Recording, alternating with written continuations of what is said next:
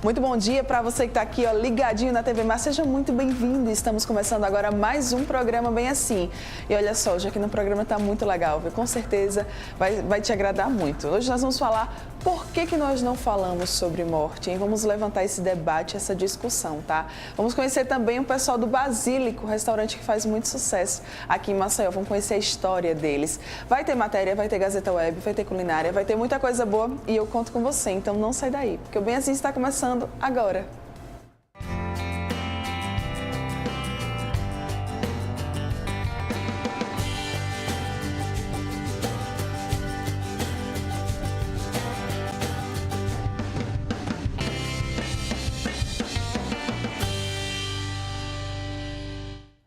Muito bom dia mais uma vez para você que está aqui, ó, ligadinho na TV Mar, né? Você que nos acompanha pelo canal 25 da NET, pelo portal gazetaweb.com, pelo nosso aplicativo da TV Mar ou quem sabe ainda pela nossa fanpage lá no Facebook, que também transmite a nossa programação ao vivaço. É aquela coisa, tá? Tem desculpa não.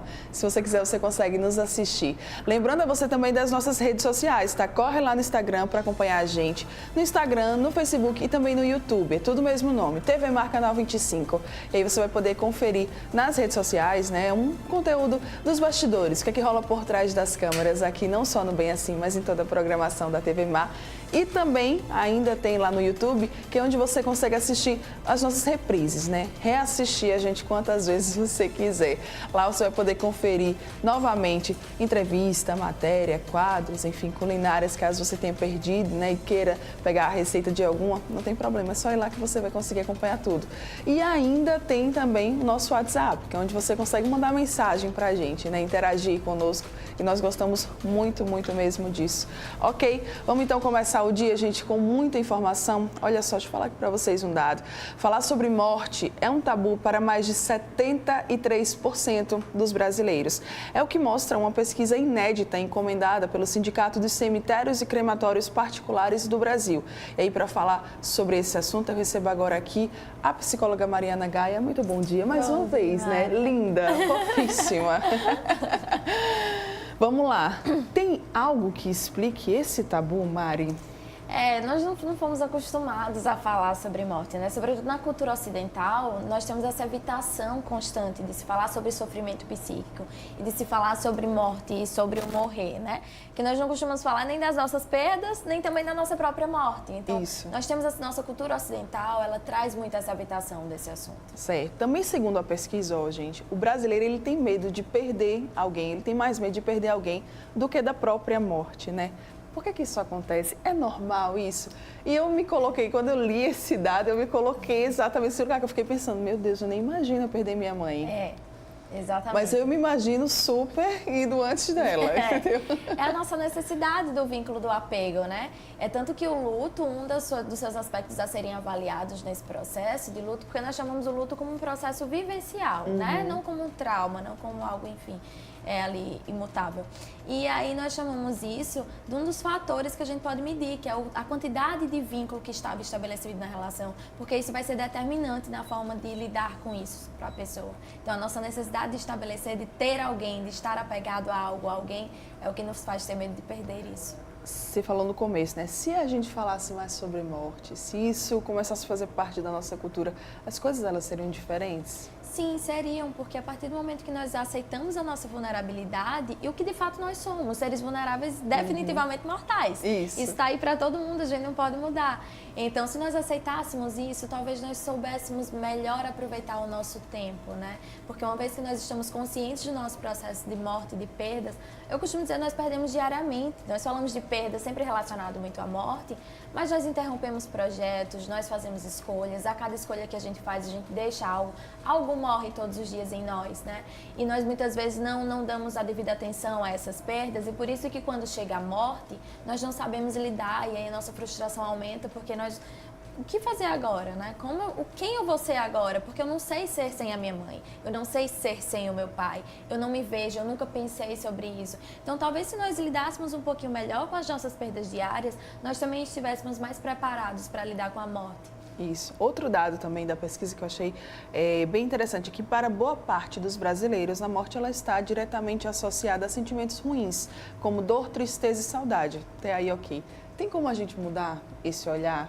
Eu sei que a saudade ela sempre vai ficar, né? Sim. Mas, tipo, mudar esse olhar da dor, mudar esse olhar da tristeza, ficar triste, vamos dizer assim, por um período curto e depois entender que a vida ela vai seguir. Sim, a morte por si só, ela já representa um desequilíbrio emocional, né?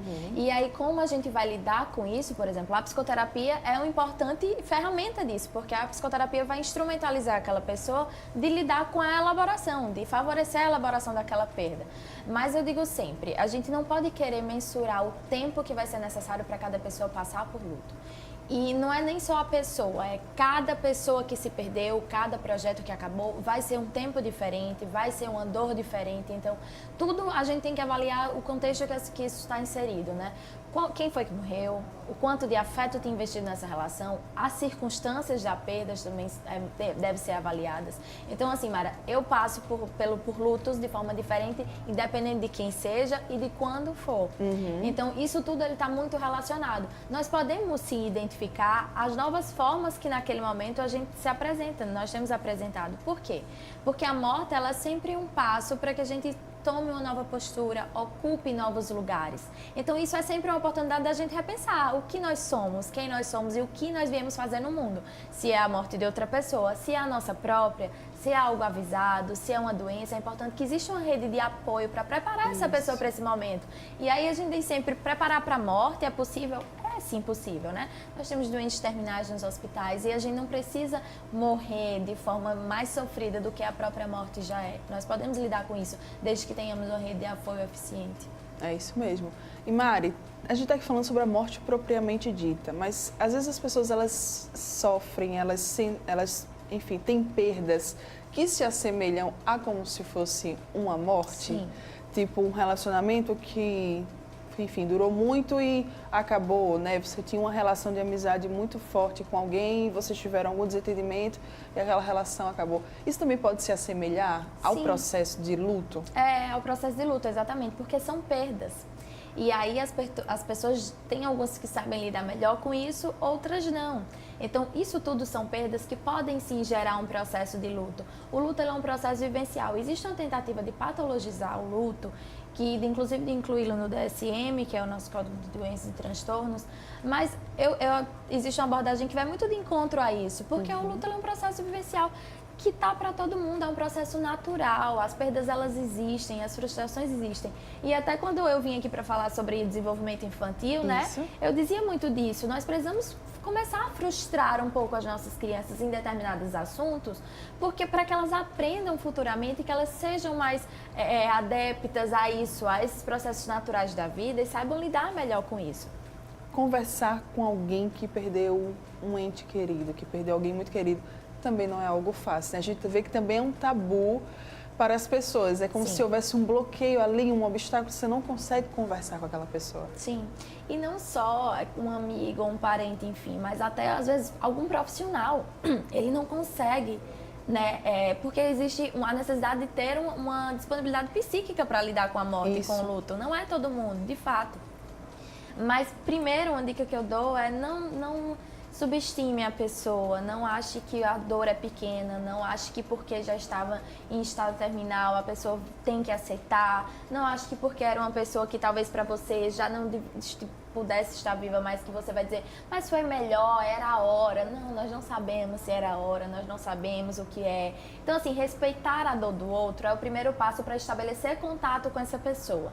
Porque se esse luto, ele realmente está demandando um sofrimento muito grande, está desestruturando demais, a pessoa já tem um tempo, ela não está conseguindo lidar com isso, não consegue voltar ao trabalho, por exemplo, que é outra coisa que representa muito a nossa evitação, né, de lidar com a perda, que 7 dias, se eu perdi minha mãe e meu pai, 7 dias eu já tenho que estar trabalhando, então eu não tenho tempo para trabalhar isso, a minha perda. Nós temos essa necessidade de elaborar muito rápido quando não é assim, né? Então, assim, nós precisamos respeitar primeiro a dor do outro para estabelecer esse contato para poder ver como eu posso ajudá-lo de alguma forma. Isso.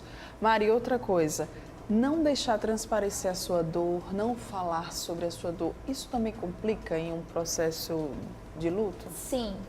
Como eu vim dizendo antes, todas as nossas perdas que nós não elaboramos, nós vamos guardando ela de alguma forma. E vai acumulando, Exatamente. né? Como se fosse um copinho, vai enchendo, vai enchendo. Vai acumulando e vai chegar uma hora que eu não sei mais o que fazer com aquele meu sofrimento. E aí eu perco a estrutura, eu não sei, eu não consigo me refazer, eu não consigo me orientar, eu não consigo ressignificar o meu mundo, a minha existência.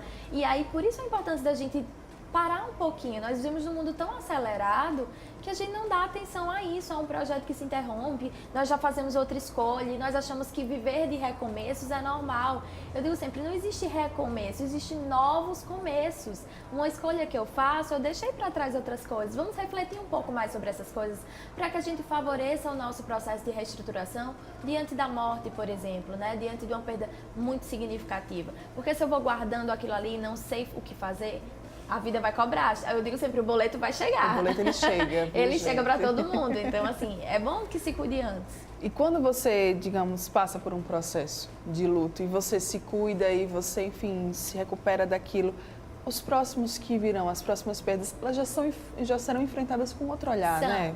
São. Eu digo por causa própria. Eu perdi meu pai aos 7. Então, assim, eu lido muito com pessoas que perderam muito todo o tempo, porque eu gosto muito desse tema de perda e de morte. E é sempre assim, quando a gente trabalha, quando a gente se permite viver aquela dor, nas próximas relações eu vou lidar com uma forma diferente, eu vou lidar de forma mais preparada. Não quer dizer que o sofrimento não exista, vai ser extinguido de forma nenhuma. Eu vou sim sofrer, eu vou sim chorar, eu vou sim não saber o que fazer por algum momento, mas logo eu vou... A recuperação, exatamente, né, a minha experiência, né, a minha memória de como eu lidei com a minha perda passada, ela vai favorecer eu lidar com essa nova agora. E ainda tem os rituais, né, relacionados à morte. Também outra coisa que a pesquisa traz, tudo isso ainda mexe muito com as pessoas. Usar preto, missa de 7º dia, missa de 1 mês, enfim, tudo isso também mexe ainda com as pessoas. Mexe muito, assim. Eu lembro que houve um tempo que não se podia, viúva, por exemplo, não se podia usar vermelho. Isso. Né? Então, assim, nós temos alguns costumes que deixam ainda mais difícil esse processo vivencial. Então vamos desmistificar um pouquinho isso. O luto ele é algo que a gente deve viver, a nossa dor é algo que a gente deve viver, mas para além do que a sociedade existe, se eu devo usar preto, se eu devo usar branco, se eu devo usar vermelho, isso não vai fazer com que você supere ou não supere, não vai fazer com que as pessoas entendam que você está sofrendo ou não. Você deve viver aquilo na sua originalidade, na sua naturalidade, enfim. Vamos deixar essas coisas um pouquinho de lado, porque é pelo contrário, né, dificultam ainda mais esse processo. Isso mesmo. E Mari, para a gente encerrar, a gente sabe que cada pessoa é uma pessoa, que o mais aconselhável sempre é você buscar a ajuda de um profissional. Sim. Mas vamos reforçar aquelas dicas para que as pessoas, enfim, que estão nos assistindo, que já tenham passado por isso, ou quem vão passar, né, porque é o processo natural da vida, como é que elas podem superar essa dor da perda? Então, primeiro é ficar com o que foi bom. Né? Fica com o que você tem, não fica com o que poderia ter sido, porque quando a gente pensa muito, e se estivesse aqui, e se o que era que ele ia fazer, o que é que ela iria fazer, o que é que ela queria que eu escolhesse, pensa na sua nova configuração de vida, né? Pensa naquela pessoa, mas sempre com as memórias boas, desapega um pouco das coisas materiais, deixa essa energia fluir, procura um profissional, assumir que precisa de ajuda. É possível, né? Existem profissionais que estão aí para isso, mas você precisa se comunicar, você precisa receber esse contato com alguém para poder que as pessoas criarem essa rede de apoio que favoreça a sua elaboração da perda, que favoreça essa ressignificação. A perda e o luto ele é sempre um processo que lhe dá uma nova chance de ser, que lhe dá uma nova chance de existir, uma nova configuração. Então, aproveite isso. É o que a gente não pode mudar, somos vulneráveis, somos mortais, mas nós ainda temos tempo. E uma vez que a gente se conscientiza de quem nós somos, onde estamos, e o que pode acontecer a qualquer momento com a gente, nós passamos a aproveitar melhor a nossa vida, porque a gente entende que a qualquer momento isso aqui pode acabar. Ela é maravilhosa, não é verdade? Obrigada, gosto muito, Mara. Mari. Contatos, né, redes sociais, o pessoal de casa fica antenado em você, quem sabe ainda sobrou alguma dúvida, ou até mesmo você esteja procurando um profissional para te ajudar a lidar com essa dor, como é que eles podem fazer? Sim, tá lá o meu Instagram, que é @psicomarianagaia, tem lá o meu contato, mas é o 99948-6150, e lá também tem e-mail, tem tudo, lá no Instagram a gente se ajeita, pode ir lá. Muito bem, obrigada. Obrigada, Mara. Bom dia, linda. Bom dia. Você que tá aqui ligadinho com a gente, o bate-papo foi bom, né? Foi bem legal, mas ainda não acabou, ainda tem muito mais programa aí pela frente. Daqui a pouco tô de volta, não sai daí não.